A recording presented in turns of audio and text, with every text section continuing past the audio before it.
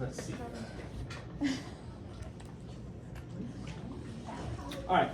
So stuff from your lab guide. First it says muscular tissue slides. Now it's not enough to just look at it and say, oh, that's muscle, right? That was like on the first practical. Now you actually have to tell me what kind of muscle. So I'll show you what those three things look like to help you kind of sort them out. Then next we have skeletal muscle organization. So there's a lot of organization going on inside your skeletal muscles from like, you can look at them at a very small level all the way up to like the entire muscle. So it ranges from small to big with these different levels of organization. And that's what I listed over here on the board. And I'll go through this again in a second. I'll show you a picture of it. This will make more sense when we do chapter 10, which we're going to do on Thursday. Okay? So if you don't totally get what I'm saying now, it will start to sink in, I think, more on Thursday when we go back to chapter 10. Then I'll talk about the microscopic anatomy of a skeletal muscle fiber. By the way, in this case, the word fiber means the same thing as cell. So a skeletal muscle fiber and a skeletal muscle cell are the same thing. And we have this model here. This is a model of one skeletal muscle cell. So we'll go through that model with you and show you how that fits in. Also, this model also shows you what's called the neuromuscular junction. The neuromuscular junction is where a nerve cell connects to a muscle cell. This model also shows you that. So like if you look on the side here is actually where the neuron is, and I'll show you. So I'll show you the neuromuscular junction on this model as well.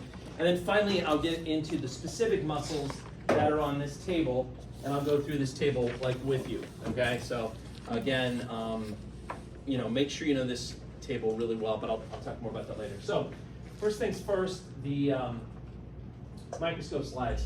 Anyone know what's this that you're looking at here? Skeletal muscle. All right, this is skeletal muscle. How can you tell it's skeletal muscle? Well, first of all, notice the little lines here. Those are the stripes or the striations, okay? If you see stripes or striations, you know you're either dealing with skeletal muscle or you're dealing with cardiac muscle. So you can rule out smooth muscle right away because smooth muscle doesn't have stripes, right? Now, how do you know that this is skeletal muscle and not cardiac muscle? A couple of things. First of all, the muscle cells, and each one of these is a muscle cell, or again, you could call it a muscle fiber. Skeletal muscle cells are really long, and they're really straight, and they kind of stack on top of each other and kind of form these parallel looking structures. So each one of these is one really long skeletal muscle cell. That's one thing. So that nice, neat stacking of parallel muscle fibers, that's key when you look at skeletal muscle. The other thing that's key about skeletal muscle are all these little black dots. Anyone know what those little black dots are? Those are all nuclei. Skeletal muscle is one of the few types of cells that has multiple nuclei, okay? One skeletal muscle cell could have like a couple hundred nuclei in them. Now those poor nuclei though, they get kind of pushed off to the side because the inside of the skeletal muscle cell is so filled up with these special organelles that we'll talk about called myofibrils. So because of that, there's really nowhere except for the nuclei to get pushed to the side, and they look really small. So you see a bunch of nuclei, and they sort of seem like, in some cases, pushed to the side like you're seeing there and there. That's another good tip-off that you're looking at skeletal muscle. Compare that then with this. This is cardiac muscle. Now, some of you guys that aren't as close to the board or that have poor imaginations may not be able to see this, but there are actually striations here. There are little lines all over the place. Okay, so that's going to be the same. But you don't have nice, neat, sort of parallel muscle cells that are really long. Instead, they describe it as having more of a branching pattern where the cells are kind of interconnecting with each other a little bit. They branch, they interconnect, but they don't lay out nice and smooth, sort of separate like that. Also, the cells are not as long. Cardiac muscle cells are relatively short, and then they have to connect to other cardiac muscle cells.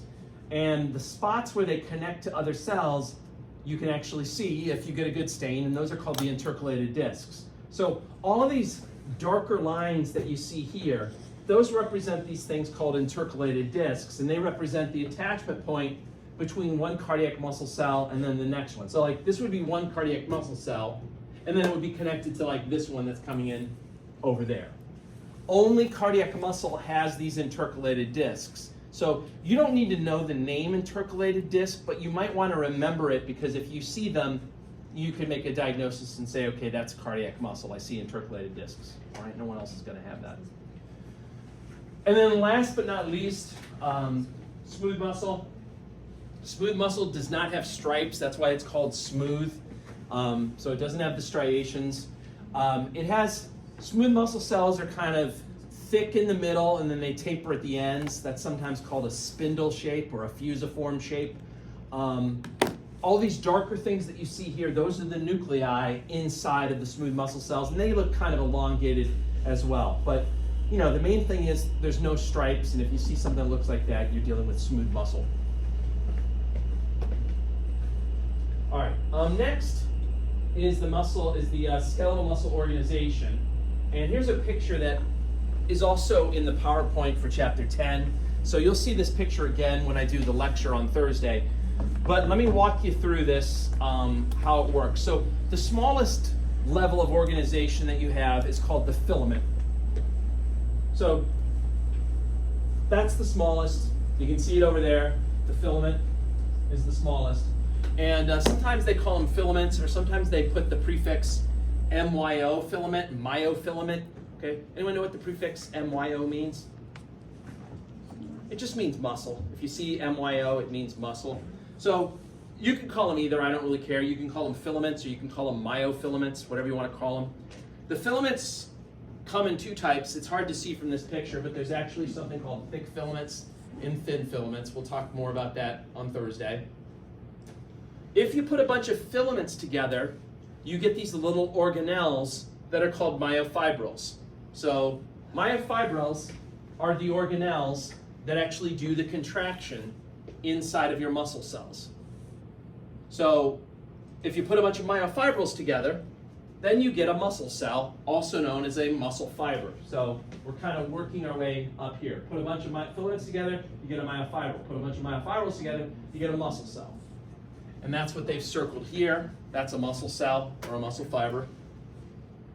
Then if you put a bunch of muscle fibers together, you eventually get this bundle of muscle cells called a fascicle, which is shown there, over there. And then if you put and they had to kind of then change view. If you put all these fascicles together, then you get the entire muscle, whatever, your biceps, your triceps, whatever muscle you're talking about. Okay? So that's the level of organization. We'll hit all this information again on Thursday. The other thing, hold on.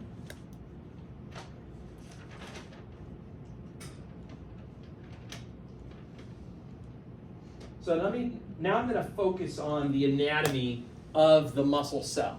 Okay, and here's a picture.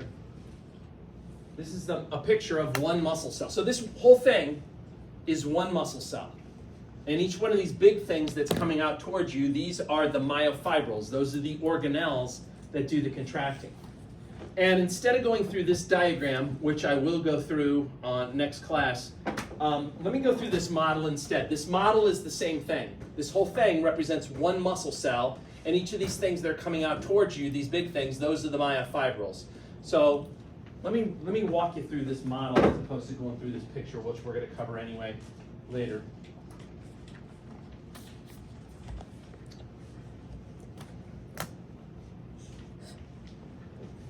Okay.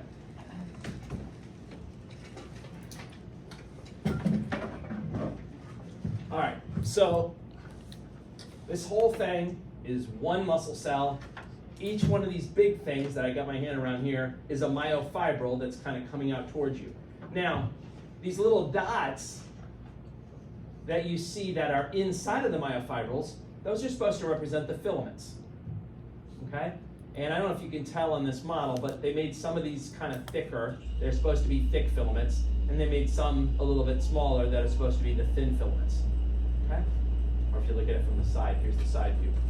Now, stuff that you're supposed to be able to identify on a muscle cell like this. First of all, the muscle cells are going to have a cell membrane, just like your regular body cells do. And this would be the cell membrane, this thing that's on the outside here. Okay.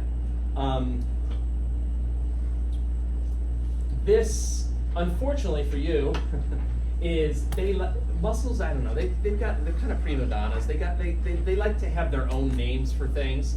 So yes, this is the cell membrane.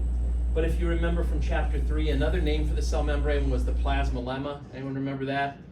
Well, muscle cells take it one further, and they refer to this as the sarcolemma. It's just a super snobby way of saying the cell membrane of a muscle cell.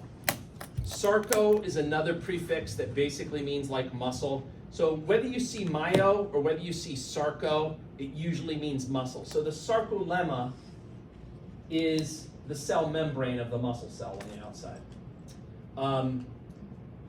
All right, so that's what's going on there. Now, if you look inside of the muscle cell, this little guy that's pushed off to the side here, that's one of the nuclei. Now, you know, that's the only nuclei I can see on this model, but technically speaking, since this is a skeletal muscle cell, there could be hundreds of those little nuclei, and they are all basically forced to the outside. Why are they forced to the outside? Well, these myofibrils are so huge that they take up most of the space on the inside, and they force the poor nuclei kind of off to the outside. Okay, so that's a nucleus that you see there. These guys, of course, are what? Mitochondria. All right? They're going to be sandwiched in wherever you can fit them. So they usually get shoved in between the myofibrils. There's going to be lots of mitochondria in skeletal muscle. Why do you suppose that is? Because you need for energy. You need a lot of ATP. And in fact, I mean, this is skeletal muscle. There's going to be a lot of mitochondria here, but you can imagine in cardiac muscle, there's even more mitochondria because they have an even higher demand for ATP. Okay. Anyway, those are the mitochondria. Now, some other weird stuff, some other weird names, and I'll explain what all this does in the next class, but I just want to toss these names out here for you so you're starting to be comfortable with them. These red lines that you see here or there or over there, those are called the T-tubules or the transverse tubules, okay?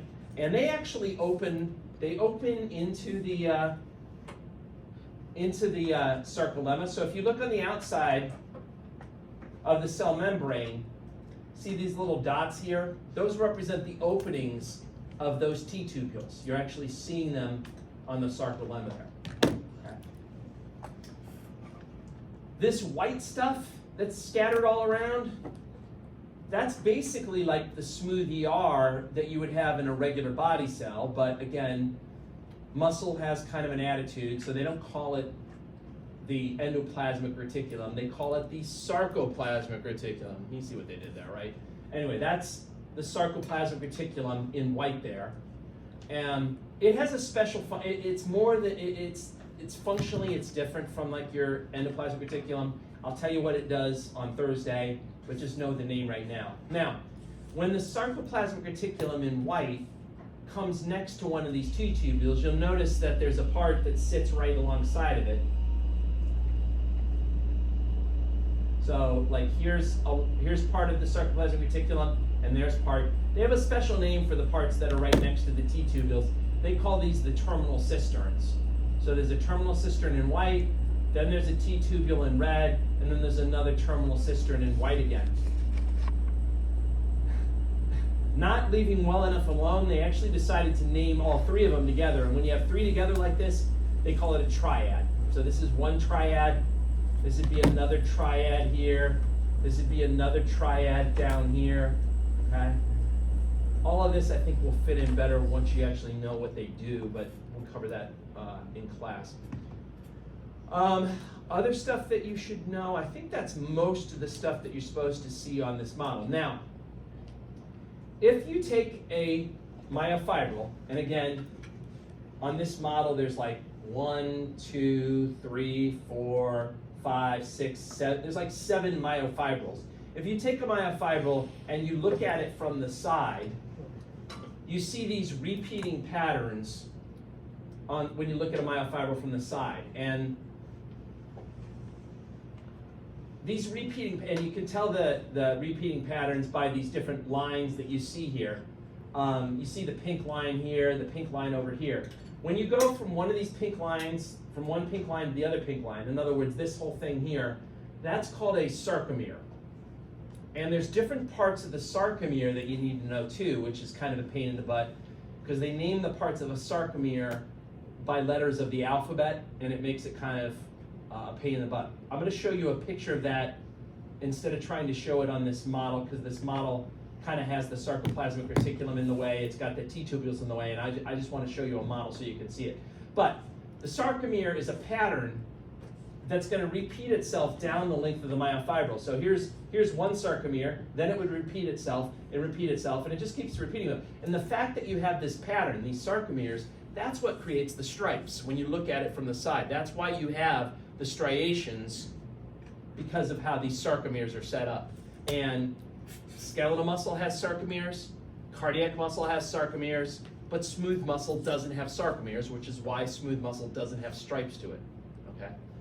Now, let me show you the picture that just shows you the myofibril and shows you the sarcomere, so I can illustrate this a little bit better.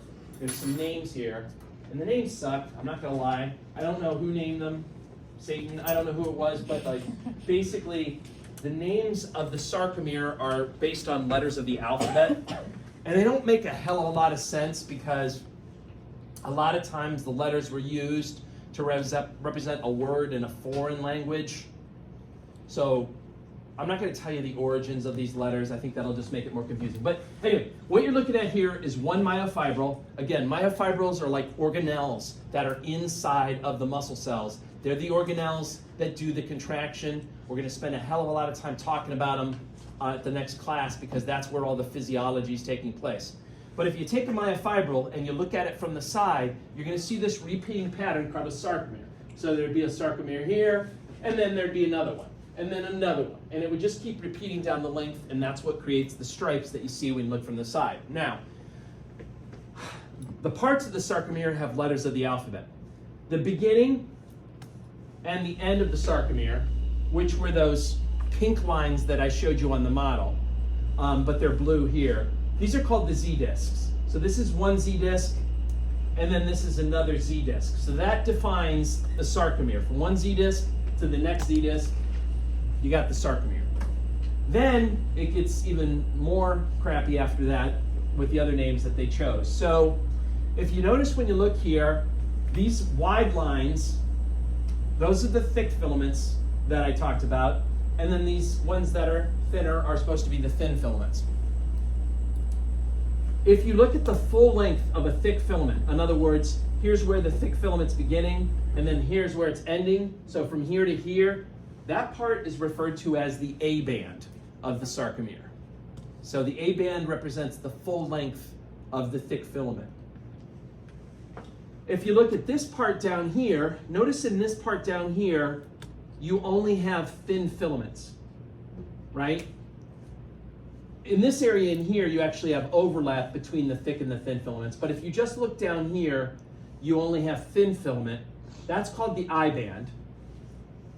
You hit me yet? All right, that's the I band down there, all right? And then conversely, if you look in the middle of the sarcomere, from here to here, you only have thick filament in that region, and that's called the H band. All right? And then finally, in the very middle of the sarcomere, this blue line here, that's called the M line. All right? So just to go through it again, Z-disc, Z-disc, A band, I band, H band, and M line. Have fun with that, all right? So, all right. You'll eventually learn it. I mean, hopefully before the class ends, or before the test, but you'll eventually learn it. All right, neuromuscular junction is next. This is the spot where a neuron connects to a muscle cell, and this model also shows you a neuromuscular junction. So muscle cells don't just contract on their own. They always have to get a signal from a nerve cell to do it. And on this model, they've actually showed, this is supposed to be the end of a nerve cell coming in here, the end of a neuron. And then if you look up close here on the side, they're showing you the spot. This is the end of the neuron over here, and then this is where the muscle cell is underneath it. So the spot where a nerve cell connects to a muscle cell, they call that the neuromuscular junction, and that's what this whole area is supposed to represent here. And there's a couple of parts you should know on it. So this neuron, because it's going to a muscle cell, they refer to that as a motor neuron. We'll get all into that in other chapters that are coming up. So that's a motor neuron coming in there. And then if you look at the neuromuscular junction, you see, I'm going closer, you see all these little green dots. Those are called synaptic vesicles. And inside of them is going to be a signaling chemical called a neurotransmitter. And in the case of skeletal muscle, the neurons that go to skeletal muscles, they always have this neurotransmitter called acetylcholine. So inside of those little vesicles is a chemical called acetylcholine. It's a signaling chemical. We'll talk a lot about it. Shown in red here is actually a little space. So what's interesting is the end of the neuron is actually not directly touching the muscle cell. There's a little space, and that's shown in red, and that's called the synaptic cleft or the synaptic gap. It's a little tiny space. And then in white here, this is supposed to be the cell membrane of the muscle cell, which we call the sarcolemma. So that's essentially the sarcolemma there, but there's a special name for the sarcolemma that sits across from the end of the neuron. They refer to it as the motor end plate. So that thing in white you would call the motor end plate.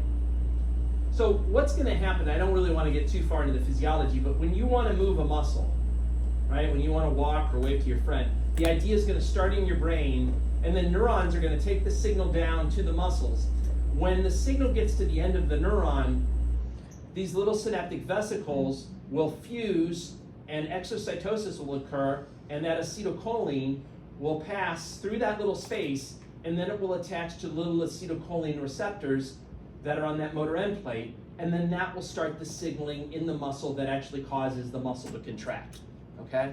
That is the physiology. I just wanted to mention it briefly. You're not going to be asked about any physiology on the lab practical, but I just wanted to kind of see how it fit in. All right, so that's the neuromuscular junction. And then the rest of this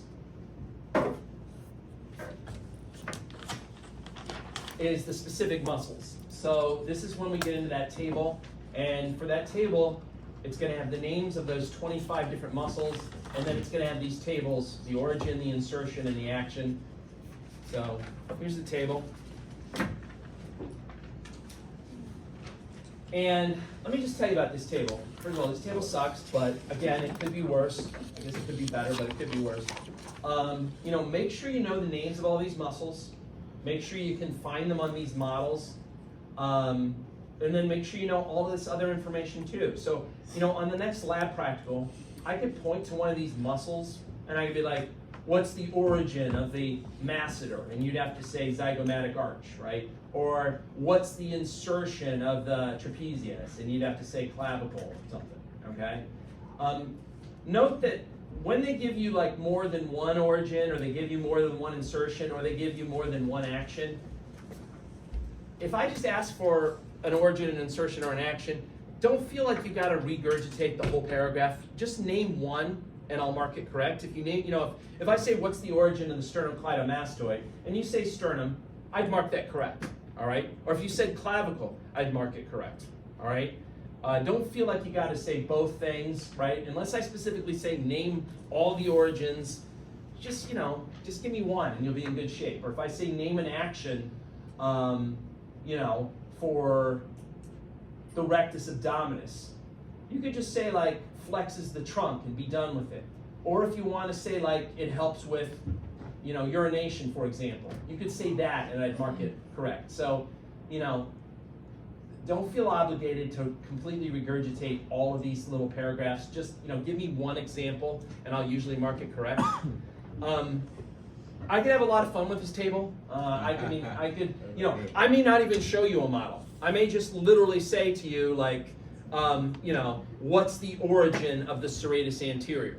Without even showing you a model, and you'd have to say ribs. Or what's the insertion of the deltoid? Without even showing you, and you'd have to say, like, humerus. okay? Or I could work backwards. I could get, I could say like, give me an example of a muscle that abducts the arm, right? And you'd have to tell me deltoid. So I can really go to town on this table and ask all kinds of questions from this. So make sure you know this really well. Remember, when you're trying to describe actions in your extremities, remember that this is considered your arm, this is considered your forearm, this is considered your thigh, and that's considered your leg, right? So when you're doing, flexion or extension of the arm, we're talking about stuff that's happening at the shoulder joint, right? Versus when you're doing flexion, extension of like your forearm, we're talking about stuff that's happening at the elbow joint, right? Same thing with like your leg, right? If we're talking about flexing or extending the thigh, we're talking about these kind of movements at the hip joint, right? That's what we're talking about. If we're talking about flexing or extending the knee, we're talking about these kind of movements. I mean, flexing or extending the leg, we're talking about these kind of movements, okay? All right, so let me go through these quickly. I'm going to use this little guy only because, hopefully you looked at those bigger models back there, but I like this because it's small enough and it's easy for me to kind of move underneath.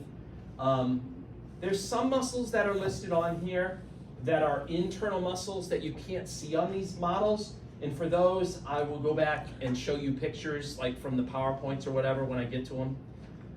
Anyway, the first muscle we have is the masseter muscle. The masseter is right up here on your jaw. That's the masseter. It originates off of the zygomatic bone, or you could say the zygomatic arch, right? That's basically your cheekbone. And then it inserts down here on the mandible. And in terms of its action, you could honestly just say chewing, or you could say it closes your mouth, all right?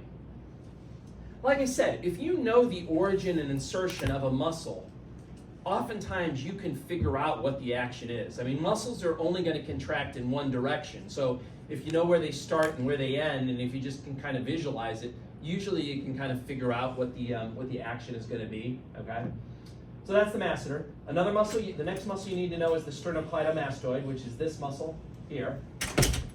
The sternocleidomastoid, the name actually tells you its origin and insertion. So the sterno part refers to this little origin off the sternum. The cleido refers to this origin off of the clavicle. And then the mastoid part refers to the insertion on the mastoid process that's part of your temporal bone, which is back there. In terms of the action, it causes you to rotate your head to one side. Assuming that one side is contracting, it'll cause you to rotate your head to the opposite side and kind of look downward. If you contract both sides, it'll cause you to flex your head and neck, which, like when you're praying, which is something I recommend in A&P, pray, okay? Just pray a lot. Use both those muscles, all right? Couldn't hurt, right? Diaphragm. Diaphragm is a muscle that's deep. We can't see the diaphragm on this model, so let me show you a picture of the diaphragm.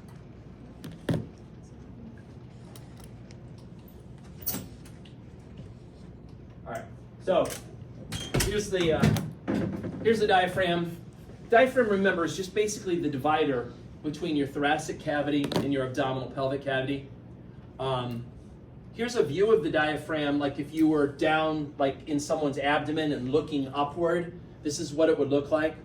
The origin of the diaphragm is actually all around the edge. It's off of the lower ribs. That's all considered origin. And then the insertion is kind of weird. It sort of inserts on itself in this white area that's called the central tendon of the diaphragm. And when it contracts, or I should say the action for the diaphragm is it's going to move downward. Basically, the whole diaphragm moves downward when it contracts. So if you were asked about the action, you can say it contracts downward, or you could say it helps you to inhale, okay? What it does is when it moves downward, it's basically making your thoracic cavity bigger, and that's creating a suction effect that's pulling your lungs open and causing you to inhale. So, the diaphragm is your main breathing muscle. It causes you to inhale, or you could say it contracts downward. Any of those things would be fine. The next muscles that are on here also aren't really well shown on the models that we have, and that's the external intercostals. That would be these muscles here. The external intercostals originate on the inferior border of the rib above, and then they insert on the superior border of the rib below it. So they always run in between ribs, which is essentially what the term intercostal means, right? Inter means between, costal means ribs, right? And these also help you to inhale. When they contract, they sort of pull the ribs outward like this. So they're making the thoracic cavity bigger in this dimension versus the diaphragm is making it bigger in this dimension. All right. Dr. Brown? Yeah. Are we going to have to know what kind of muscles they are? Like the diaphragm, one of the five, like the fusiform? Oh, the shape part? You won't need to know that. You won't need to know that kind of stuff for the lab practical, which is what you're concerned about. But you do need to know that. You do need to know that kind of information, though, for the next lecture exam. You do need to know, like, examples of things. Yeah. All right, next, go back to the picture.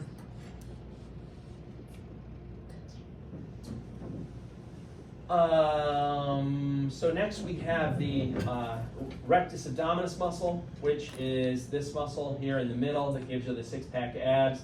It originates down here off of the pubic bone and the pubic symphysis, and then it travels up and it inserts mostly on like the xiphoid process and some of the other ribs that are up there. When it contracts, it's going to cause you to flex your trunk like you're taking a bow almost. Or another action you could say is it compresses the abdomen. So when this contracts, it compresses your abdominal cavity, and that means all of the hollow organs that are in your abdominal cavity get compressed, which is going to help force urine out, it's going to help force poop out, and it's also going to help force a baby out if you're pregnant, right? External oblique is this guy coming in from the side here at the angle. It basically has the same, so it's going to originate off of the ribs, and then it's going to insert on a little bit on the pelvis down here, but then also on this white line that's in the middle of your abdomen called the linea alba. That's the other insertion point for it. The external oblique muscle basically has the same function as the rectus abdominis. It can cause you to flex your trunk, and it can also cause you to kind of compress your abdominal contents. Next is the erector spinae muscles. Now, if we flip this over, this model and all of the models that we have in here, they don't show you the erector spinae. This muscle, these models are just showing you the superficial back muscles, the trapezius, which I'll talk about, and then the latissimus dorsi. If you want to see the erector spinae muscles, you got to pull those muscles off in order to see them. And this is basically the picture here of them. So these are the erector spinae muscles. You can see that they're usually connecting like in between vertebrae. So they're like, they can connect to like the spinous processes of your vertebrae and connect from one level to the next. Or they sometimes connect to your ribs and then connect down to like your sacrum or your coccyx. They even, some of them go all the way up to like your occipital bone. You don't need to know the individual erector spine, just know them as a group. And the purpose of them is to basically extend your spine, right? They're the ones that make you sit upright, all right? The abdominal muscles are causing you to flex your trunk.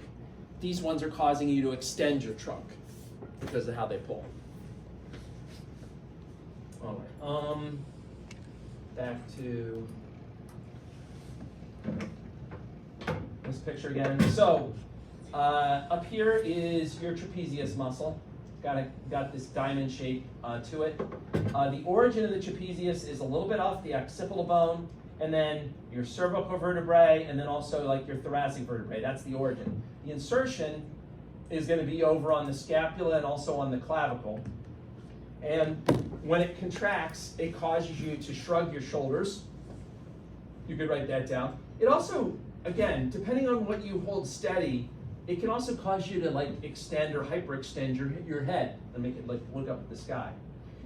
Serratus anterior, here is the edge of it. You can see how it looks like the serrations on a knife. That's the edge of the serratus anterior. So that represents the origin, and that's attached to the ribs. And then it curves around your thorax, and then the insertion is going to be on your scapula. And so, like I said a couple of times, when it contracts, it pulls the whole scapula forward. Like when you're punching something, it's pulling the scapula forward. Okay? And that's why it's sometimes nicknamed the boxer muscle. Okay? This is pectoralis major, okay, the big chest muscle. It's got an origin off of the sternum, and then it also originates off of the clavicle. You can see it there. And then it inserts over on the humerus. So when it contracts, the main effect is to kind of adduct your arm, bring your arm across.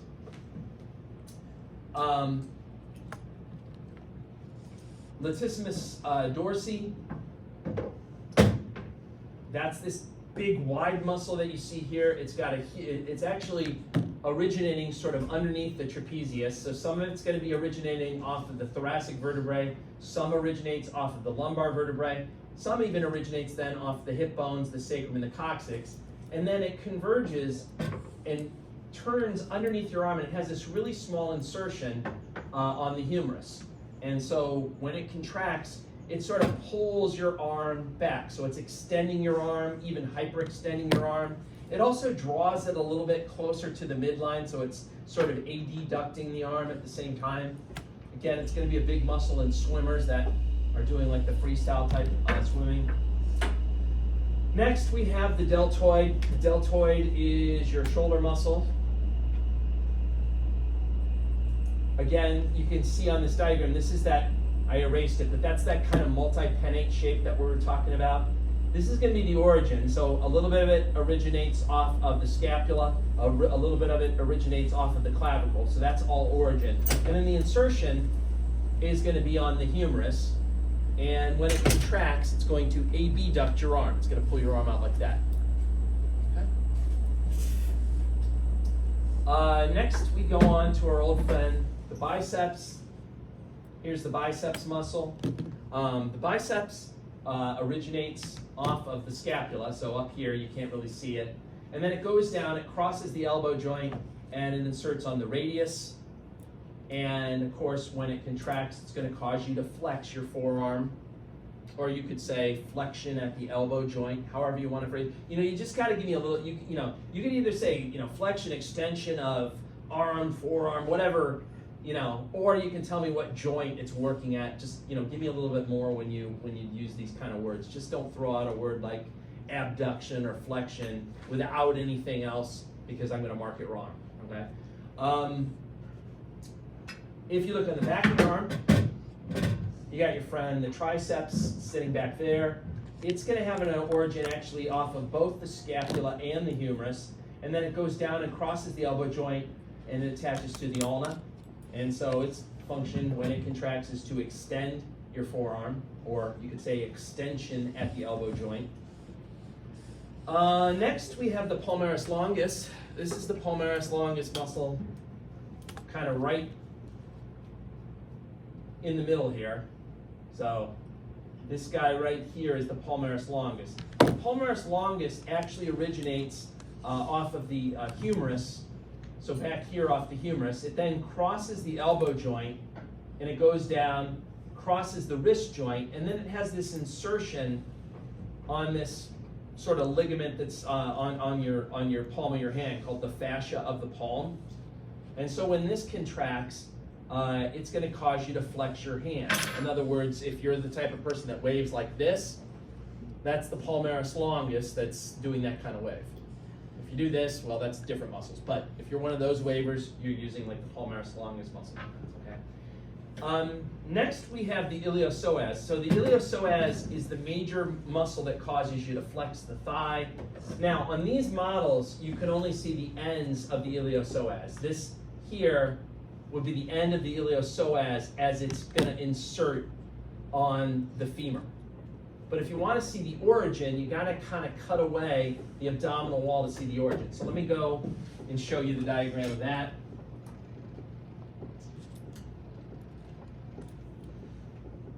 If I can find it, let's see. Okay, so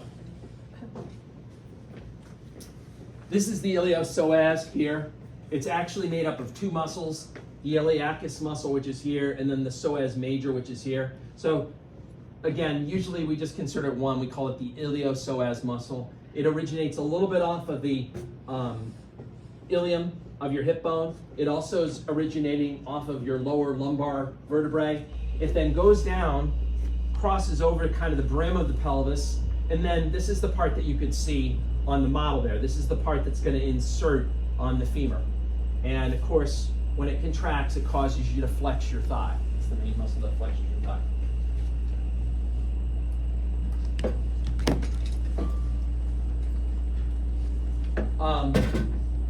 On the back, you got your gluteus maximus. Your gluteus maximus originates a little bit off the ilium, a little bit off the sacrum, and then even a little bit off of the coccyx. And then it's going to go down and it's going to insert on the femur. And so when the gluteus maximus contracts, it causes you to extend your thigh, or you could say extension at the hip joint. On the sides of your leg, coming down actually here, or let me show it on this side, it's a little easier to see. So starting here and going all the way down, that's the tensor fasciae latae. It's originating off of the ilium, and then it goes down and it inserts on the lateral part of your tibia. And when it contracts, it's going to cause you to abduct your thigh. The antagonistic muscles to that would be the adductors, which are located here. The only adductor you need to know is this guy here. This is the adductor longus muscle. It originates off of the pubic bone, and then it's going to insert on the femur. And so it's going to adduct your thigh. This weird one that cuts across is the sartorius muscle. It originates off of the anterior superior iliac spine of your ilium. It cuts across, and then it inserts on the medial part of your tibia. So it's actually crossing two joints. It's crossing your hip joint, and then it also crosses your knee joint. It's going to cause you to adduct and flex your leg at the same time. Quadriceps muscle is made up of 4 separate muscles. This is the rectus femoris that you can see here. This over here is the vastus lateralis. This over here is the vastus medialis. And then the one you can't see, which is underneath the rectus, is the vastus intermedius. So those 4 make it up. They all basically come and they attach to the quadriceps tendon, which is here, which in turn attaches to your patella, which then goes on and then attaches to the tibia. The main function of them is to cause you to extend your leg, right? Or you could say extension at the knee joint. The antagonistic muscle to that are going to be the hamstring groups, which you can see here. The 2 hamstrings that you're supposed to know are this one over here, which is lateral. This is the biceps femoris. And then this one, which is medial, which is the semitendinosus. Okay? They originate off of the ischium, which is part of your hip bone. Then they are going to first cross the hip joint, and then they're going to continue on and they cross the knee joint, and then they insert, in the case of the biceps femoris, it's going to insert on the fibia and the tibula. In the case of the semitendinosus, it just inserts on the tibia. And when they contract, they actually do 2 things. They cause you to extend at your hip joint, so extension of the thigh, and then flexion of the leg, or flexion at the knee joint. Last 2 muscles. This one that's on the front of your leg, that's the tibialis anterior muscle. It originates off of the tibia. It then goes down and it inserts on the first cuneiform, which is one of your ankle bones. And when it contracts, it causes you to dorsiflex your foot. And then on the back is your big calf muscle, your gastrocnemius muscle. It originates up off the femur. It then goes down, and using the Achilles tendon, which is right here, it inserts on your calcaneus, which is your heel bone. And so when it contracts, it's going to cause you to plantar flex your foot. You're pressing on the gas pedal. All right, that was it, just in the nick of time. Any questions about any of that stuff? Yes? Are we going to need to know the antagonists and the agonists? I'm not gonna. No, I'm not gonna. I mean, I'm not gonna. Not for the lab practical. No, you don't have to worry about that.